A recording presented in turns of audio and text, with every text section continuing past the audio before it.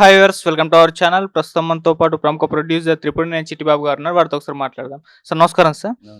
Sir, 'Devara' cinema మరి fans ఎంత ఈగర్‌గా wait చేస్తున్నామో అందరికీ తెలిసిందే. ఈ 27th రాబోతుంది. అయితే నిన్న ప్రీ రిలీజ్ ఈవెంట్ జరగాల్సి ఉండగా అది క్యాన్సిల్ అయిపోయింది. అంటే వేలాది కొద్ది ఫ్యాన్స్ లోపలికి రావడంతో అక్కడ మేము కంట్రోల్ చేయలేమని చెప్పేసి దాన్ని క్యాన్సిల్ చేసేసారు. మరి ఇక్కడ ఎవరి మిస్టేక్ అనిపిస్తుందంటారు సార్? మీ ఒపీనియన్ ఏంటి? మిస్టేక్ కదమ్మా, ఇది ఎవరిదో తప్పు అని చెప్పడానికి కాదు. ఈ ఫ్యాన్స్ అత్యుత్సాహంతో వచ్చినాక పోలీస్ డిపార్ట్మెంట్కి ఇది ఓపెన్ గ్రౌండ్ ఏదన్నా అనుకో, పబ్లిక్ గ్రౌండ్ అనుకో, బ్యారికేడ్స్ కడతారు, పోలీసులు ఎక్కడెక్కడ ఉంటారు, కంట్రోల్ చేయొచ్చు. నేను ఈ నవటర్లో పెట్టేటప్పటికి ఆ, మొత్తం వచ్చారు ఎదుట్లో వచ్చి బీభత్సంగా బోర్లు పగలగొట్టడం, చైర్లు బతు ఒక బీభత్సం అయిపోయింది. ఇప్పుడు ఆ టైంలో పోలీసులు చేతులు ఎత్తేసారు. మేము మా వల్ల కాదండి, మేము కంట్రోల్ చేయలేము, మీరు కంటిన్యూ ప్రోగ్రామ్ చేస్తే మాత్రం ఏదైనా జరిగితే మా బాధ్యత కాదు అనే లెవెల్‌లో పోలీసులు ఎప్పుడైతే అలా అన్నారో, ఎవరైనా నువ్వైనా నేనైనా ఎవరైనా సరే ఎంత పెద్ద ఆర్గనైజర్స్ అయినా పోలీసులు చేతులు ఎత్తేస్తే ఏమి చేయలేము. వాళ్ళు సహకారం ఉంటే చేయగలిగారు. వాళ్ళు మా వల్ల కాదు, ఈ జనాలేంటి గొడవేంటి, అల్లర్లు బ్యానర్లు అన్నీ పగలగొడుతున్నారు, అద్దాలు పగలగొట్టారు. సో ఇయన్నీ కూడా తోపుడు. ఇప్పుడు దాంట్లో మ్యాక్సిమం వెళ్ళగలిగిన ఆడియన్స్ కన్నా ఎక్కువ వచ్చేస్తే ఏం చేయలేకపోయారు అక్కడ. అందువల్ల ఇట్స్ ఓన్లీ సెక్యూరిటీ ప్రాబ్లం.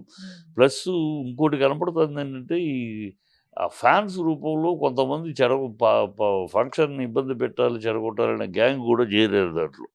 ఆ చేరారని కనపడతాయి. లేకపోతే ఫ్యాన్స్ అనుకో ఇలా పగలగొట్టరు, కుర్చీలు పగలగొట్టాలి, అద్దాలు పడ చేయరాళ్ళు. ఎంత అప్సెట్ అయినా ఒక రకంగా మాట్లాడతారు, కానీ నిజమైన ఫ్యాన్స్ ఎప్పుడు అలా చేయరు. వీళ్ళు పగలగొట్టారంటే ఆ ఫ్యాన్స్లో కొంతమంది వచ్చారు. ఇది కూడా పోలీసులకి అంది ఉంటుంది. పోలీసులు కానీ ఆర్గనైజర్స్ కానీ విషయం అంది ఉంటుంది. ఇలా కొంతమంది వేరే వాళ్ళు అలర్ట్ చేయడానికనే వచ్చారు, అలర్ట్ చేయడానికి గొడవ చేయడానికి వచ్చారు. సో కనుక ఈ పరిస్థితిలో మేము చేయలేమని, మేము సెక్యూరిటీ ఇవ్వలేము అని వాళ్ళు చెప్పుకుంటారు. వాళ్ళకి ఇన్ఫర్మేషన్ వస్తేనే చెప్తారు వాళ్ళు. సో అలాంటిది ఏదో అవాంతరం జరగడానికి ప్రిపేర్ అయ్యి వచ్చారు కొంతమంది. అది కూడా తెలిసి ఉంటుంది. అందుకని అట్మాస్ఫియర్ అదే కనపడుతుంది. ఏదో చెయ్యాలి, ఒక అల్లరి చెయ్యాలనే గ్యాంగ్ కూడా ఉన్నారు దాంట్లో. ఈ గ్యాంగ్ ఉంటారు ఎప్పుడు. కావాలన్నప్పుడు పవన్ కళ్యాణ్ ఉన్నాడా అని బన్నీ విషయంలో చేయటం, అట్లా ఊరినే ఈ ప్లస్ మైనస్ ఆడియన్స్ కూడా ఫ్యాన్స్ అనే పేరులో వచ్చే ముసుగులో వచ్చే గ్యాంగ్ కూడా ఉంటారు. ఆ గ్యాంగ్ కూడా వచ్చిన దాఖలాలు కనపడుతున్నాయి. సో ఎన్టీఆర్ గారి ఈవెంట్‌ని ఈ విధంగా చేయడానికి ఎవరు ట్రై చేసి ఉంటారంటారు సార్ మీరన్నట్టుగా? ఉన్నారు. ఇప్పుడు ఎవరు ట్రోల్ చేస్తున్నారు? ఏ గ్యాంగ్ వెనకాల ఉంది ట్రోల్ చేయటంలో? ఆ గ్యాంగే అంతే. అందరికీ నీకు తెలుసు, నాకు తెలుసు ఎవరు ఏంటని. కనుక దాన్ని ఓపెన్‌గా చెప్పాల్సిన అవసరం లేదు. కానీ ఎవరు ట్రోల్ చేస్తున్నారు అకారణంగా ఆ సినిమాని గురించి? ఎందుకు ట్రోల్ చేస్తున్నారు? 'పుష్ప 2'ని ఎవరు ట్రోల్ చేస్తున్నారు? ఎందుకు చేస్తున్నారు? వీళ్ళిద్దరి విషయాల్లో ఎందుకు వెనకాల బిహైండ్ ది కర్టెన్ జరుగుతుంది? వెనకాల ఎవరున్నారు? ఈ ఇద్దరు స్వతహాగా పెరుగుతూ వచ్చిన వాళ్ళు. ఇంటర్నేషనల్ స్థాయికి ఆస్కార్‌కి ఎదిగిన జూనియర్ ఎన్టీఆర్. సో అది జీర్ణించుకోలేని వాళ్ళు, భరించలేని వాళ్ళు వెనకాల ఉన్నారు. తెలుస్తుంది కదా అది. అసలు ట్రోల్ చేయడంలోనే అర్థమవుతుంది కదా. సినిమా ఏముందో ఏమో ఎవడికి తెలియదు, దాన్ని రకరకాలుగా ట్రోల్ చేస్తారు. ఎవడో ఛాలెంజ్ చేస్తాడు, అది సక్సెస్ అయితే నేను ఇమేజ్ అనాలిసిస్ చెప్పనని. ఎందుకు చేస్తారు? ఏమి చూడకుండా, ఒక ఫ్రేమ్ కూడా చూడకుండా ఎవరు ఈ ఛాలెంజ్లు ఎందుకు చేస్తున్నారు? ఈ గొడవలు ఎందుకు చేస్తారు? వెనకాల శక్తి వెనకాల ఉన్నారు. వీళ్ళు జీర్ణించుకోలేకపోతున్నారు. ఇది జూనియర్ ఎన్టీఆర్ ఎదుగుదలను కానీ, అలాగే అల్లు అర్జున్ ఎదుగుదలను కానీ జీర్ణించుకోలేక జరుగుతున్న గొడవలు. ఇది మంచిది కాదు, ఇండస్ట్రీకి మంచి పరిణామం కాదు. ఇది ఫ్యాన్స్గా ఉండాలి అంతే తప్పితే ఒకళ్ళ సినిమాని నాశనం వాళ్ళని కోరుకునేది సినిమా ప్రేక్షకుడే కాదు.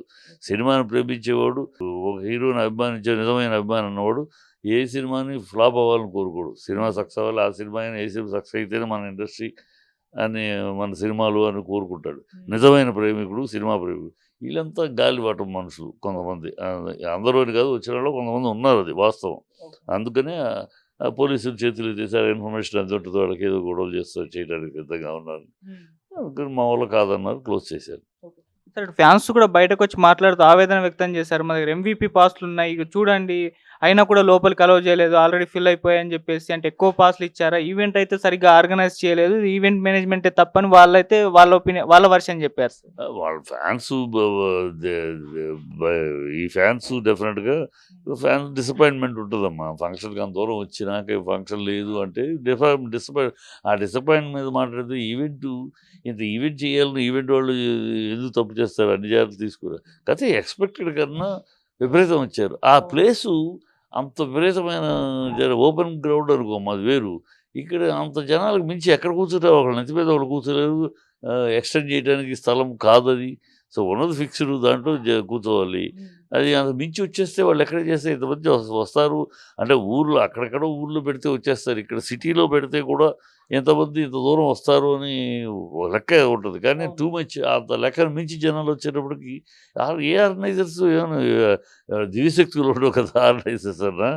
వాళ్ళు ప్లాన్ చేస్తారు. అది మన చేతికి మించి అయిపోతే మేనేజ్ చేయలేని పరిస్థితి ఇదే జరుగుతుంది. సార్ బయట ఎందుకు ఈవెంట్ అంటే ఆర్గనైజ్ చేయలేదు? ఎందుకు ఇండోర్‌లోనే చేస్తారు? అంటే పర్మిషన్ దొరకలేదని కొంతమంది అంటున్నారు, లేదు వీళ్ళే చేయలేదని కొంతమంది అంటున్నారు. ఏంటి? వీళ్ళే చేయలేదన్నాము. ఎందుకంటే వీళ్ళు రిలీజ్ అయినాక ఫంక్షన్స్ పబ్లిక్ ప్లేస్‌లో పెడదాము. రిలీజ్ అయినాక ఎందుకంటే హైప్ టూ మచ్ ఆల్రెడీ ఇప్పటికే హైప్ ఉంది. ఇంకా పబ్లిక్‌లో పెట్టి దాన్ని హైప్ చేసేస్తే ఆడియన్స్‌లోకి ఓవర్ ఎక్స్‌పెక్టేషన్‌తోని వస్తారు. ఆ ఓవర్ ఎక్స్‌పెక్టేషన్‌తోని వచ్చినప్పుడు థియేటర్‌కి ఎంత బాగున్నా కూడా పర్వాలేదనిపిస్తది. అది సైకలాజికల్ అది. అనేక సందర్భాల్లో చూసాం మనం అది. కనుక ఓవర్ ఎక్స్‌పెక్టేషన్ రాకుండా ఉండడం కోసమని దాన్ని కొంచెం అండర్ ప్లే చేస్తున్నారు. అందువల్ల ఇక్కడ పెట్టారు. మనం రిలీజ్ అయినాక అప్పుడు పెట్టొచ్చు. బయట ఓపెన్ ప్లేసెస్‌లో విజయవాడలో పెట్టొచ్చు, పరేడ్ గ్రౌండ్స్‌లో పెట్టొచ్చు, ఎక్కడైనా పెట్టొచ్చు. ఆ తర్వాత రిలీజ్ అయినాక సక్సెస్ మీట్లు పెడదాం. ఒక్కొక్క ఊర్లో ప్రతి చోట సక్సెస్ మీట్ పెడదామని ప్లాన్‌లో ఉండొచ్చు. దాంట్లో అది నార్మల్ అది.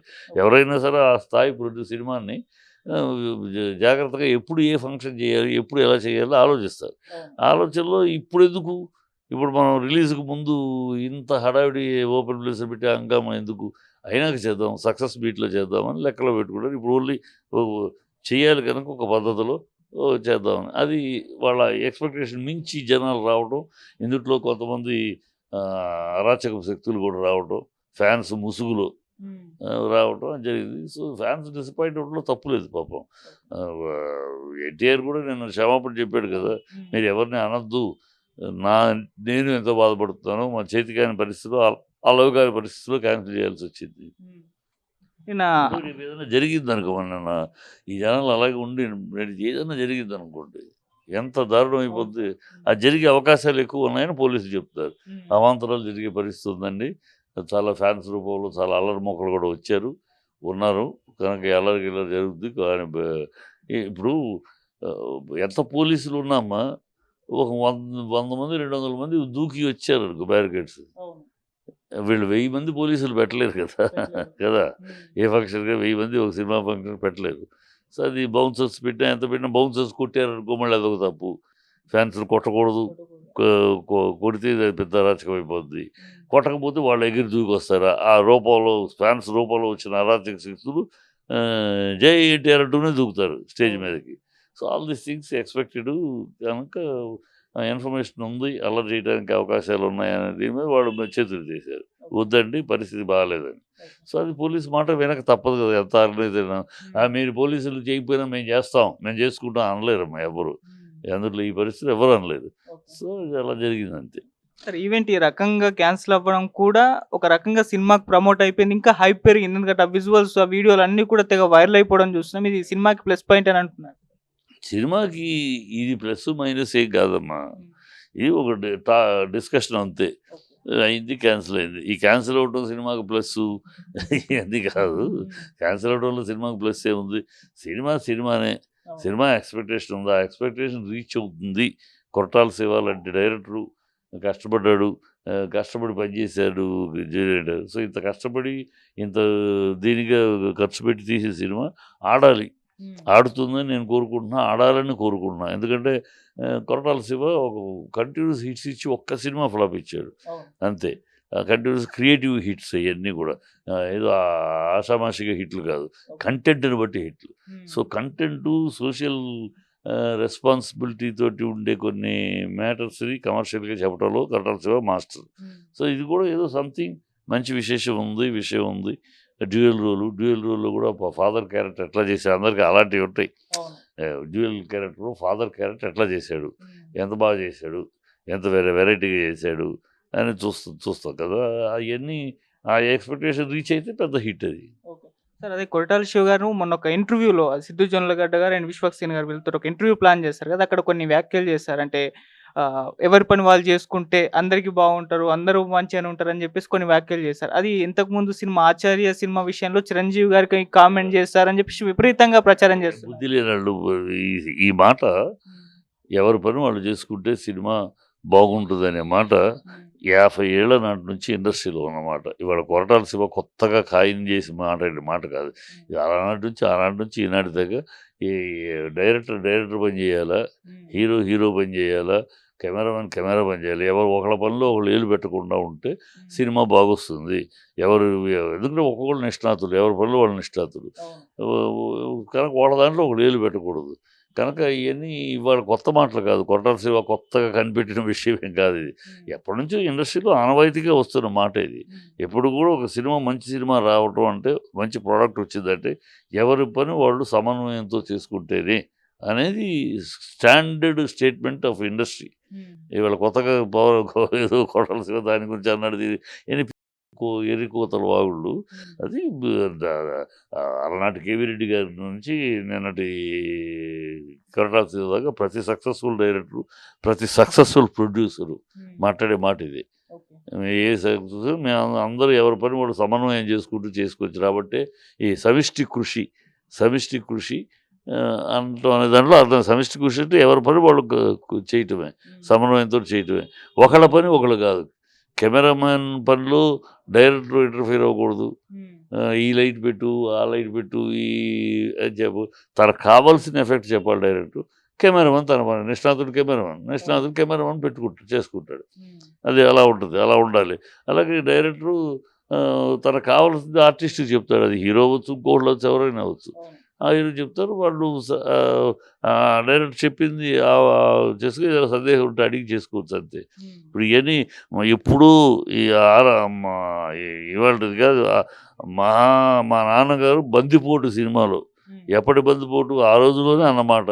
ఇవాళ కొరటాల శివ అన్నమాట. ఆ రోజులోనే రాజనాలు ఏదో మా నాన్న రాసే డైలాగ్ ఆయన మార్చి చెప్తా ఉంటే, లేదు యాజ్ ఇట్ ఈజ్ రాసి చెప్పండి, మార్చొద్దు. అదేంటి అదే అర్థం కదా నేను ఇట్లా చెప్తే తప్పేంటి అని ఆర్గ్యూ చేశాడు ఆయన. అప్పుడు మా నాన్నగారు అన్నమాట ఇదే, నీ పని నువ్వు చెయ్యి, నా పని నేను చేస్తా. ఇక్కడ నేను రైటర్ని, ఎక్కడ ఏం డైలాగ్ రాయాలో ఎలా రాయాలో నాకు తెలుసు. నేను రాసింది చెప్పు, నువ్వు యాక్టింగ్ నీ ఇష్టం వచ్చి చేస్తున్నావు. నీ యాక్టింగ్ ఇలా చేయి అలా చేయి నేను చెప్తున్నానా? You are paid for your acting, I'm paid for my writing. కనుక నేను రాసిందని రాసినట్టు చెప్పాలి. అలా అయితేనే సినిమా అవుద్ది. ఒకళ్ళ దాంట్లో ఒకళ్ళు తలదొచ్చడం కరెక్ట్ కాదు. రాజనాలు చెప్పింటే అప్పుడు విఠలాచార్య డైరెక్టర్ గారు, ఎస్ కవి గారు చెప్పింది కరెక్ట్, మీరు రాసిన డైలాగ్ చెప్పండి. ఆయన ఇక్కడ రాసింది ఎక్కడో దానికి లింక్ ఉంటుంది, కనుక మీకు అవన్నీ తెలియవు, మీకు ఇక్కడ వచ్చేది ఆయన అన్నాడు. ఆ రోజు అన్నమాట అది, ఎవరి పని వాళ్ళు చేయాలని. మరి ఇవాళ అది కూడా అసలు కనుక ఇవాళ ఒకళ్ళు దాని గురించి అన్నాడు, దీని గురించి బోడిగుడికి మోకాలకి ముడియటం తప్పితే నథింగ్. నిన్న దేవర ట్రైలర్ రిలీజ్ అయింది సార్, చూసారు కదా, మీకు ఎలా అనిపించింది సార్? బాగుందమ్మా, డెఫినెట్గా ఎఫెక్టివ్గా ఉంది. ఇంకా క్రైమ్గా యాక్షన్ పార్ట్ వచ్చింది. దాంట్లో ఎపిసోడ్స్ ఏమైనా ట్రైలర్లు చూపిస్తారు కదా, ఎలాంటి బలహీనమైన పర్ఫార్మెన్స్ మ్యాటర్ ఏముంది. పర్ఫార్మెన్స్ యాంగిల్లో రాలా ట్రైలర్. పర్ఫార్మెన్స్ యాంగిల్లో వద్దు అనుకుండొచ్చు వాళ్ళు, ఇప్పుడు వద్దు తెర మీద చూడనే. ఇప్పుడు పర్ఫార్మెన్స్ యాంగిల్లో మనం ఒక వీడియో చేస్తే, ట్రైలర్ చేస్తే అమ్మో భలే ఉంది అని ఎక్స్పెక్టేషన్ ఎట్లా ఉంటుంది. సో యాక్షన్ పార్టు ఎంత బాగా తీశారు, పర్ఫార్మెన్స్ తెర మీద చూడండి.